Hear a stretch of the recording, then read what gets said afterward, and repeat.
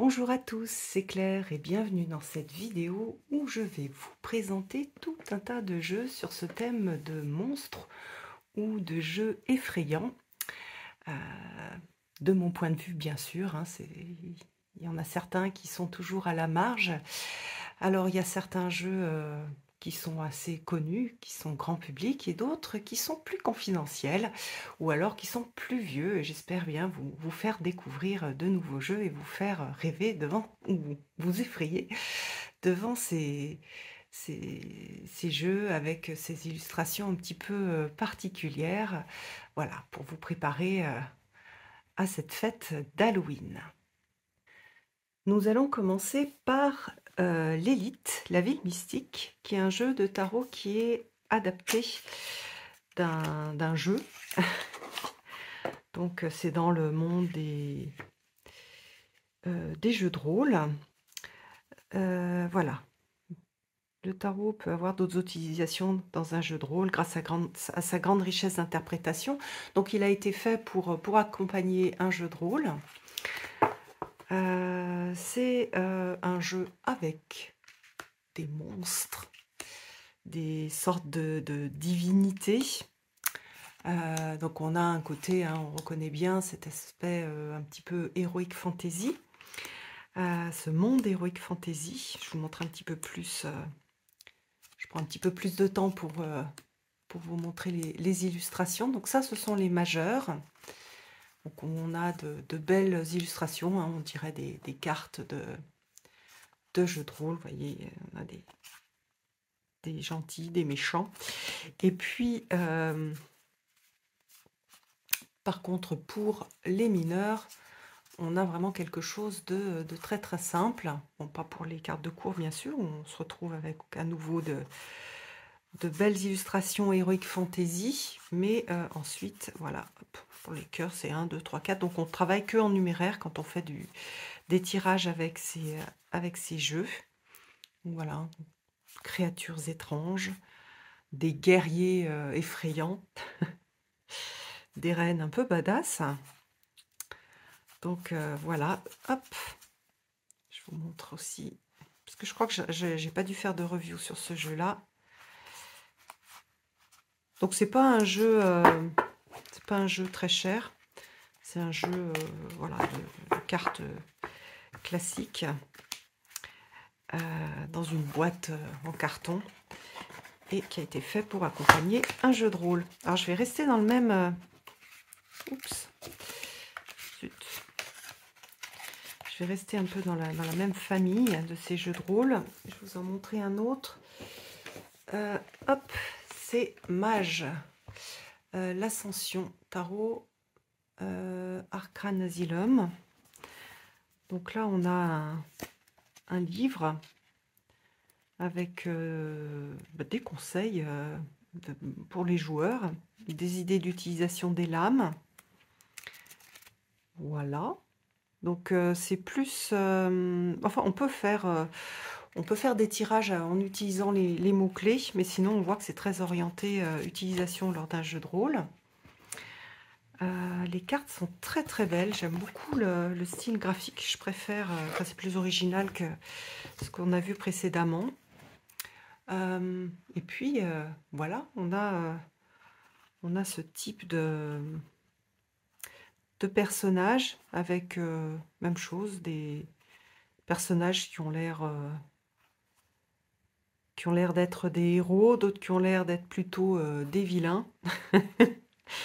Et voilà, donc on a cet univers un petit peu déjanté. Il fait moins monstrueux que le précédent. Mais il est très beau. Puis surtout, vous voyez, les arcanes mineures ont été toutes illustrées avec des scènes de vie qui ressemblent au Rider-Waite. Voilà, et après on a le roi du dynamisme, la reine du dynamisme, cavalier, valet. Bon, ça, je les ai mélangés un petit peu. La grande prêtresse, on a le mage, j'adore le fou. Pour ceux qui jouent à League of Legends, on dirait Twisted Fate. Et puis voilà un petit peu le style. Hein. Un monde très sombre, C'est un monde un peu froid aussi, un peu bon, futuriste aussi. Et je trouve pas l'ambiance très réconfortante. C'est pour ça que je le mets dans mes jeux de monstres. On ne sait pas trop derrière chaque personnage si on a un allié ou quelqu'un qui va nous descendre. Donc voilà, je l'aime beaucoup, beaucoup. Je le trouve très beau. J'ai jamais utilisé pour tirer les cartes, mais c'est possible de le faire. Et en tout cas, c'est un très joli coffret. Alors ensuite, hop, on va passer à l'univers de Cthulhu. Donc je vous montre parce que j'ai aussi la petite pochette qui va avec. Donc Cthulhu, c'est l'univers de Lovecraft avec des monstres qui rendent fous et qui aussi ont qui sont très forts. On a cette idée de folie et de fin du monde qui a été donc repris dans ce jeu. Alors ce jeu, il est à l'image des histoires de Cthulhu. Je trouve qu'il a vraiment ce côté de folie avec un univers un peu plus BD. Donc voilà, on a certains monstres. Hein. Donc il y a que des monstres. Hein. L'impératrice, c'est un monstre. L'empereur aussi. Il y a pas mal de jeux hein, sur l'univers de Cthulhu qui sont sortis dernièrement. Voilà, celui-ci, c'est le seul que j'ai. Et qui a... ça, c'est la partie égyptienne. Hein. C'est très...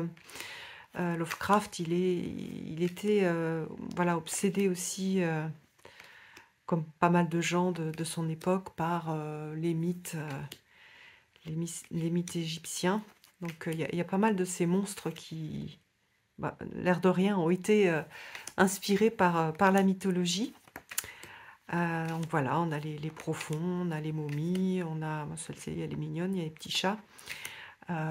Mais on a ce monde dangereux avec ces dieux égyptiens, voilà, ça pourrait être Sobek, mais qui ont été repris. Donc il y a certaines histoires, bien sûr, qu'on reconnaît. Donc voilà pour ce jeu-ci, qui est plus coloré, qui fait plus...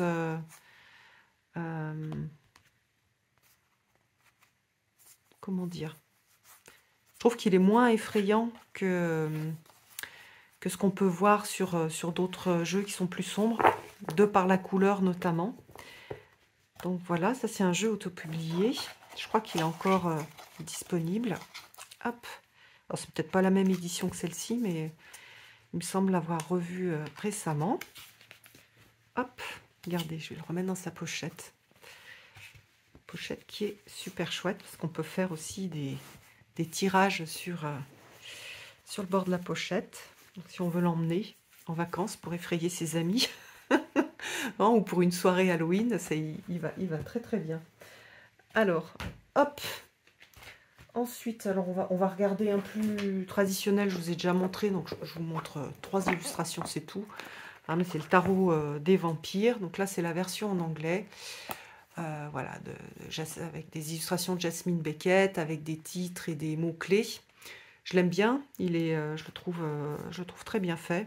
C'est un vieux jeu et je l'ai ressorti pour travailler avec. On a un petit guide qui est très intéressant avec l'aspect lumineux, l'aspect sombre et puis comment travailler avec la carte. Donc c'est un jeu qui permet de faire un travail personnel. Donc c'est de faire du shadow work, connaissance de soi. Exploration de ses ombres, de ses fragilités. Donc il est très intéressant. Je vais vous montrer aussi un vieux jeu. Celui-là, peut-être que vous ne le connaissez pas. Je ne sais pas si on le trouve encore. C'est un des tout premiers jeux de Colette Baron-Reed. Et ça s'appelle Wisdom of the House of Night. C'était en fait, je crois, une série de livres avec des vampires. Donc il n'y a pas énormément de choses. Mais par exemple sur celle-ci, on voit quand vous choisissez cette carte, c'est un symbole, c'est le symbole de la création d'un rituel, de se connecter avec sa spiritualité. Voilà, c'est un petit conseil, en fait. Je trouve que c'est un peu l'esprit des petits oracles, mais avec un petit texte d'explication. Et puis, ce que j'aime beaucoup dans ce jeu, c'est que c'est original parce que les bords sont pointus. Alors, j'aimerais pas si tous mes jeux étaient pointus. Et puis, ça a été un des premiers jeux aussi avec avec de la, enfin, dorure, avec de l'argenture, avec de l'argent. Et on a donc des thèmes comme voilà, le guerrier, le désir, le fait d'écouter. Donc ça, ce sont on a les noms des personnages. Ça fait très adolescent comme jeu. D'ailleurs, je l'utilise très peu. On a le lâcher-prise. Hein, on reconnaît les illustrations de... Ah, ça fait vraiment... Est-ce que c'est Jenna Della... Comment ça s'appelle? Qu'est-ce qu'on a là? Les illustrations. Ah oui, Jenna Della Grottaglia. Donc oui, en effet, d'ailleurs, ça c'est l'illustration qu'elle a repris pour un autre jeu. Voilà, on a la rose, on a le... voilà, il a ce côté de premier, en fait. Un des premiers jeux de Colette Baron-Reed, un des premiers jeux illustrés par Jenna. Il y a des illustrations qui sont très jolies. Il fait voilà, assez adolescent, enfin très très adolescent. Mais bah, je l'aime bien. J'ai un petit faible pour lui. Voilà. Je lui trouve un charme particulier. Je me demande si celle-ci aussi, je ne l'ai pas déjà vue. Voilà. Regardez les différences avec le chat blanc, le chat noir. Il est vraiment, vraiment très joli. Et il est bien dans cette ambiance de fin du mois d'octobre, début du mois de novembre.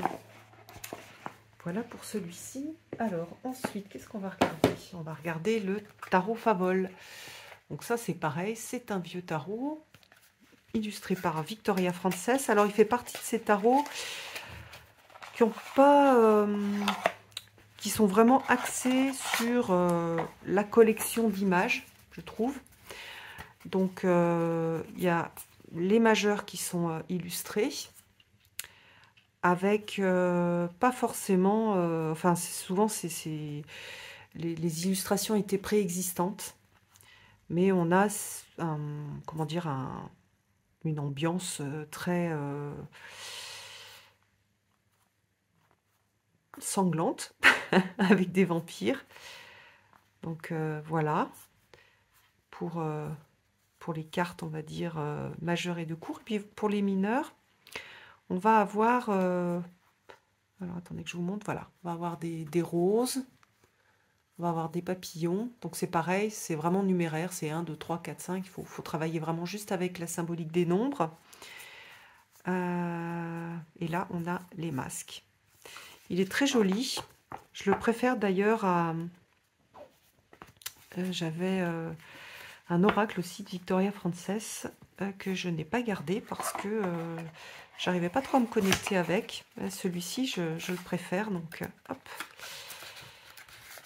Bon, les instructions sont des instructions basiques, donc elles ne sont pas très intéressantes. Hein. Donc voilà, ça a vraiment été fait un petit peu plus comme un jeu de collection qu'un jeu d'utilisation. Mais quand on a l'habitude du tarot et qu'on connaît un peu le type de travail qu'on peut faire avec le tarot, c'est un jeu qui fonctionne bien.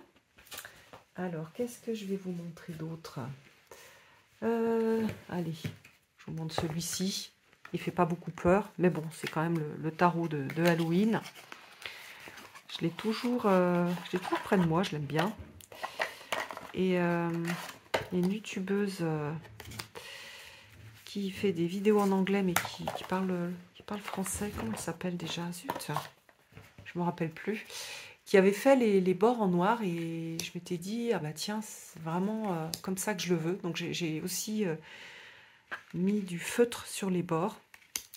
Donc on a, voilà, on a ces monstres, on a ces petits diables. C'est vraiment le Rider-Waite-Smith, mais en mode citrouille, en mode monstre, en mode Frankenstein, en mode... j'adore celle-ci. Voilà, il y a des citrouilles un petit peu de partout. Bon, là, c'est un squelette, évidemment. On a des petites chauves-souris. Il est vraiment super mignon. Et il fait beaucoup moins peur que les autres que je vais vous montrer. Regardez comme la reine des citrouilles est jolie. J'aime beaucoup ses couleurs. J'aime beaucoup son ambiance. Effrayante, mais pas trop. Avec mercredi, on dirait. Hein. Il y a un peu de la famille Adams aussi. Très, voilà, on a un bossu. Vraiment très, très chouette, très réussi. Le livre est super. J'aime beaucoup le livre. Parce que j'ai pas que... Enfin, j'ai pas que le livret, j'ai le livre aussi. Et donc, voilà, c'est un très, très joli jeu que je vous conseille si vous parlez anglais. Ou même si vous ne parlez pas anglais, hein, si vous connaissez bien le Rider, vous vous en sortirez avec ce tarot. Par contre, voilà, la boîte, voilà, si c'est bon. Alors ensuite, celui-ci, je vous l'ai montré, mais quand même, je le remonte, puisque c'est celui que je préfère en cette saison, le Bohemian Gothic. Donc on peut encore le commander en... Donc c'est un auto-publié de Baba Studio qui fait des jeux qui sont des jeux vraiment exceptionnels au niveau comment dire, du traitement. Il y a des... Enfin, celui qui est... Là, moi, c'est un ancien, donc il n'y a pas de traitement métallique sur les illustrations. Mais celui qui est aujourd'hui, je ne sais pas s'il y en a encore, mais qui est en précommande ou qui est en commande, c'est le même, mais avec un traitement métallique sur les images. Je l'ai pour le Alice Tarot, et c'est juste magnifique. Alors, j'aime bien celui-là, parce qu'il est en effet effrayant. Enfin, il y a pas mal de... Il y a des illustrations qui ont été retravaillées. Par exemple, celle-ci, où on a une mère et sa fille qui font vraiment flipper. Donc, dans la nouvelle version, elles sont beaucoup plus... ont plus l'air normal. Moi, j'aime bien ce côté décalé, un petit peu étrange. Vous voyez, il y a aussi derrière... un squelette. Donc c'est... voilà, après c'est une question de goût, puis c'est aussi parce que je l'ai depuis longtemps, ça fait longtemps que je travaille avec, donc j'aime bien cette édition, c'est la 3e édition. Hop, voilà, alors je vais vous montrer le pire des pires. Je crois que c'est celui qui me fait le plus peur. C'est ce jeu-là qui s'appelle Mortem Oraculum. Il est basé sur les animaux, il a été peint avec du sang. Il y a vraiment ce côté très magie noire, je trouve. Vous voyez, qui est assez violente et en même temps, parce qu'on est dans un monde assez préservé de ce type d'image, par exemple, voilà, c'est très rare qu'on ait ce type d'image, que ce soit pour une grenouille ou pour un animal. Hein. Il y a très peu de gens qui ont des fermes, qui savent dépecer un animal pour après le manger, par exemple un lapin. Donc il a ce côté étrange, il est associé aux planètes et aux éléments. Voilà, et on a juste un tout petit guide. Un aspect alchimique, mais un alchimie style œuvre au noir. Donc je l'ai peu utilisé. Et il est vraiment, oui, il est vraiment particulier. Je sais qu'il provoque des réactions violentes chez pas mal de personnes. Hop, c'est le sang de l'artiste qui a servi à peindre. Déjà, il y a un côté un peu glauque quand même. Mais voilà, il y a quelque chose d'assez magique dans ce jeu. Alors ensuite, le Hush Tarot. Alors, ça, c'est peut-être que certaines personnes vont dire, bah non, c'est un joli tarot sur les fées. Moi, je le trouve assez effrayant.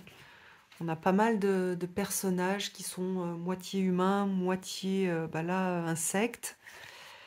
Euh,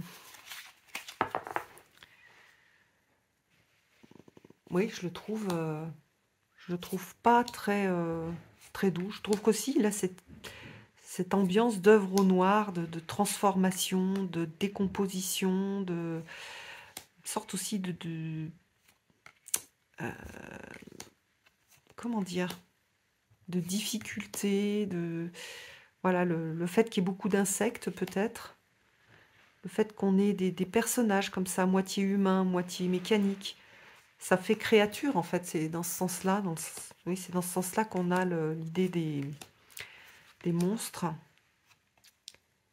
Ouais, oui, cette idée de créature, de créature étrange, un peu menaçante.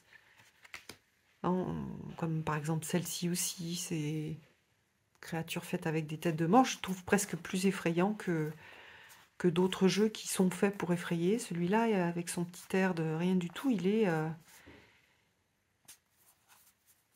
en tout cas, moi, il me fait pas mal réagir. Ça, c'est très beau, par contre. Donc voilà, même voilà, le papillon qui sort de la bouche, la proximité avec la fleur, ouais, il y a un aspect presque d'intoxication. Personnage avec un cou qui est disproportionné. Il y a pas mal de personnages qui sont pas bien proportionnés. Et ça donne une sorte de drôle d'ambiance. Et j'aime beaucoup au niveau artistique. J'aime beaucoup les couleurs. Il est super beau et il sent hyper bon. Bon, bref. Est-ce que ça fait pas un peu Yennefer et Ciri? Hop. Donc voilà. Alors ensuite, je vais vous montrer celui-ci qui s'appelle The Little Monsters Tarot. C'est un petit jeu avec des petites cartes en noir et blanc qui est auto-publié. Je ne sais pas si on peut encore le trouver, mais on a ces petits monstres. Un peu... il y a un côté de... En fait, il fait plus fragile, je trouve. Il y a un côté de monstre fragile. Un peu la fragilité de l'enfance. Ça serait peut-être le jeu sombre de l'enfant intérieur, je trouve. Voilà, mais on a plein de petits monstres, des sortes d'aliens, oui, des sortes d'aliens à chaque fois. Voilà pour ce petit jeu, il est super joli, je l'aime beaucoup. Mais il a un aspect sombre qui fait aussi son charme. Voilà, alors, hop, celui-là, vous le connaissez. C'est peut-être le tarot des vampires, on va dire mass market, que je trouve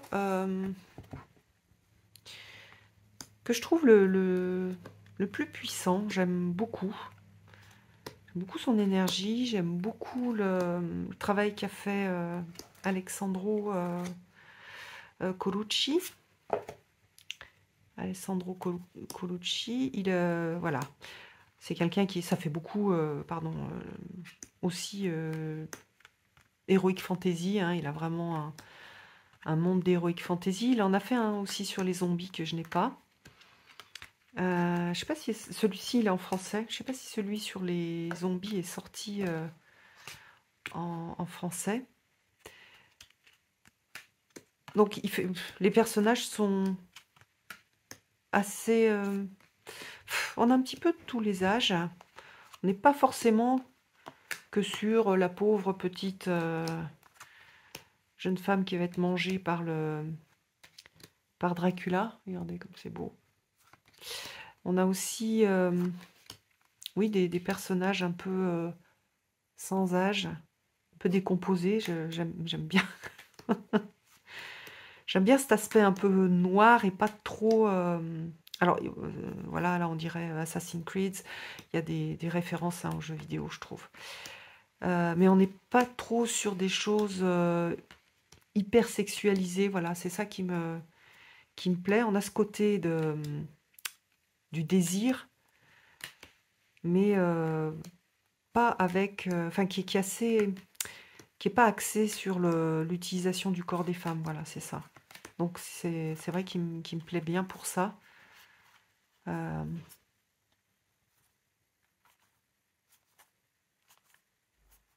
J'aime bien, regardez là, voilà, on a une femme déjà d'un certain âge. Je les trouve... j'adore les représentations. Donc voilà. Pour celui-ci. Hop.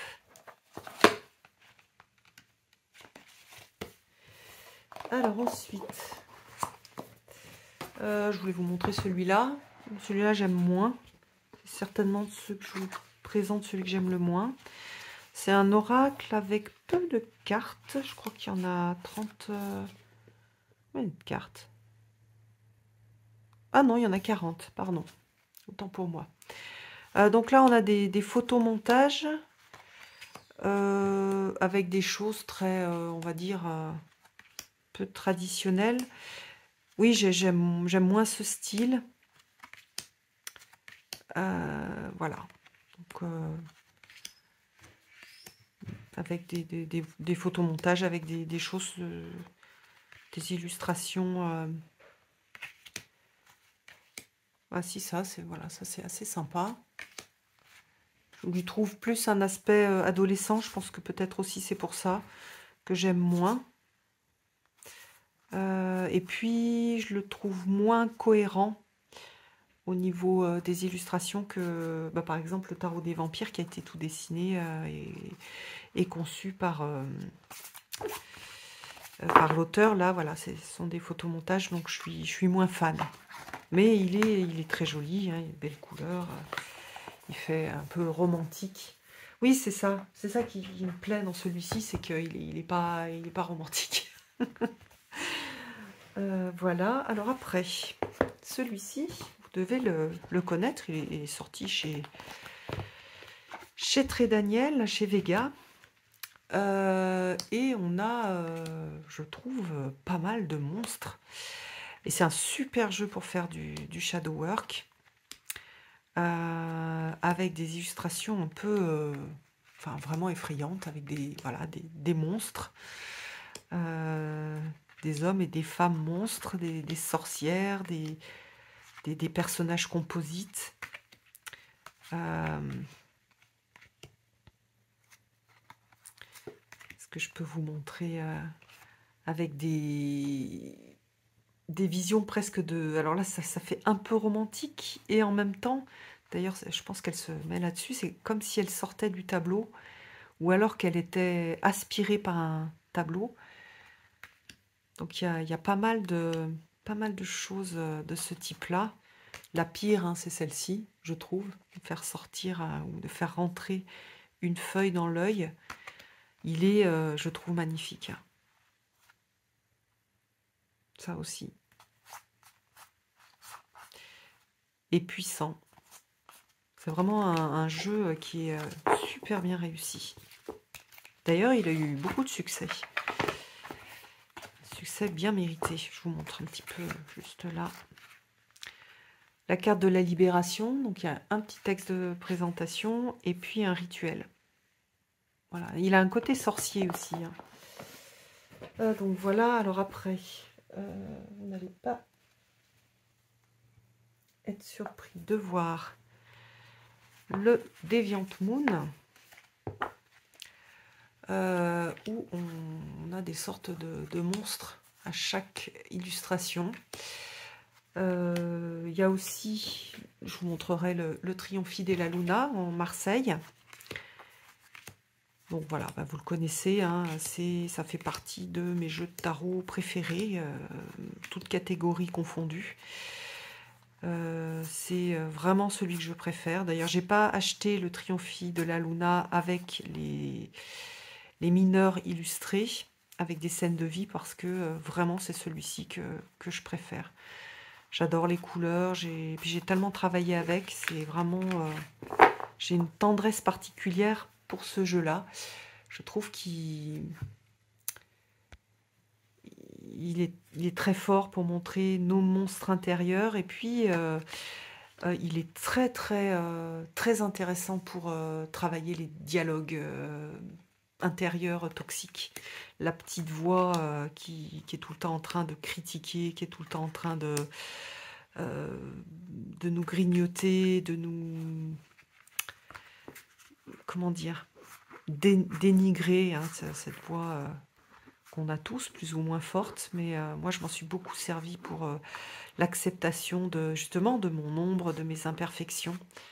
Et du coup, pour moi, c'est un peu un must-have. Hop. Je crois que si je devais partir sur une île déserte, je prendrais celui-ci et le tarot arthurien. Je vous montre le Triomphi de la Luna. Donc l'autre, c'était un mass market. Celui-ci, il est auto-publié, donc il est beaucoup plus cher. Voilà. Bon, il a été beaucoup copié, donc c'est simple. Enfin, sachez que si vous achetez une copie copiée, vous êtes une copie illégale, vous êtes complice de ça. Et puis qu'un jour, Patrick Valenza et tous les artistes et auteurs qui créent des jeux, ils vont arrêter de le faire puisque ce sera plus rentable. Ils pourront plus manger. Donc voilà. Donc prenez la version officielle ou achetez en mass market le tarot le Deviant Moon. Voilà. Ne soyez pas un set d'épée. Donc je l'aime beaucoup, il est super beau, et puis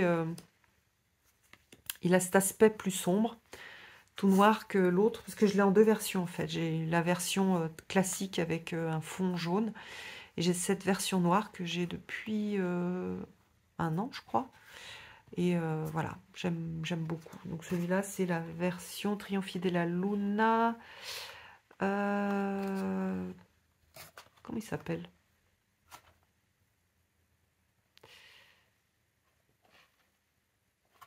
Je sais plus comment c'est quel...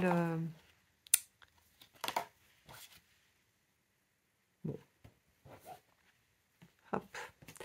Donc voilà pour ce jeu. Donc même chose, hein, on va retrouver les mêmes types de monstres, de personnages un peu effrayants.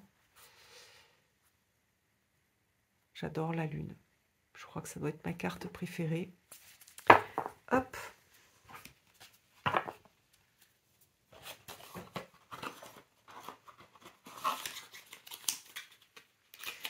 Alors, qu'est-ce que je vous ai pas montré? C'est quoi ça? Ah non, ça c'est Triomphi. Ah oui, je vous ai pas montré le Tarocchi di Connessione que j'aime beaucoup. En plus, c'est un cadeau. Donc, vous voyez, il a les bords un peu piquants. Et il a un aspect un peu... je trouve...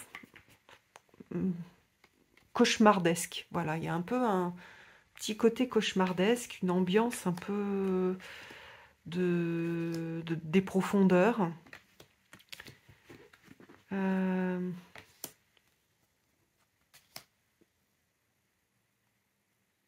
C'est vraiment pas un... C'est pas un doudou deck, hein, loin de là. Vous voyez, là, l'impératrice, elle est... Il y a un aspect déformation, donc oui, c'est vraiment un jeu type rêve. Et les couleurs aussi sont un peu de ce type-là. Et je trouve il est super intéressant pour travailler l'automne. D'ailleurs, de l'avoir ressorti, je pense que je vais le rajouter au jeu que je vais utiliser en automne. Hop. Alors, je vais vous montrer un autre jeu, peut-être que vous ne connaissez pas. Probablement pas d'ailleurs, parce il est peu connu, il est mal... Enfin, ce sont des petites cartes. Le dos, je le trouve immonde. Ça va pas du tout avec les illustrations. Et donc, on a des illustrations de ce type-là. D'ailleurs, typiquement, c'est un jeu que je pourrais utiliser avec le précédent. Donc voilà, on a ce côté, alors là, de fin du monde. De monde en... Là, oui, on a le désespoir, la violence, la colère, la peur, un peu toutes les émotions négatives qui peuvent nous habiter. Et je trouve que c'est un jeu qui va bien avec, en collaboration avec d'autres jeux. D'ailleurs, je me demande si je n'utiliserais pas avec le Gloomy le Normand. À voir, à essayer. Je pense être la seule à avoir ce jeu. Dites-moi si vous l'avez. Peut-être que je me raconte des histoires. Mais je ne l'ai jamais vu en fait. Je ne sais même pas s'il y a des reviews sur ce jeu. Ensuite, bon, il y a le Zombie Tarot, mais je vous l'ai montré il n'y a pas très longtemps. Donc, je ne vais pas vous le remontrer. Et puis, celui-ci, qui est un cadeau aussi. Voilà, qui a aussi un peu un esprit, je trouve, de cauchemar, mais beaucoup plus doux hein, que... En fait, ça dépend un peu de l'état d'esprit dans lequel on est. Il n'est pas forcément... Il peut être soit très spirituel, soit plutôt, voilà, hein, le pendu avec une corde. Même là, le diable, il est un peu effrayant. Ah, ça va dépendre un peu, je trouve, de notre état d'esprit. Mais il a un côté, oui, sur les rêves aussi. Donc l'ombre, en fait, le travail de l'ombre. Mais avec un côté plus un peu étrange, en fait. Je trouve...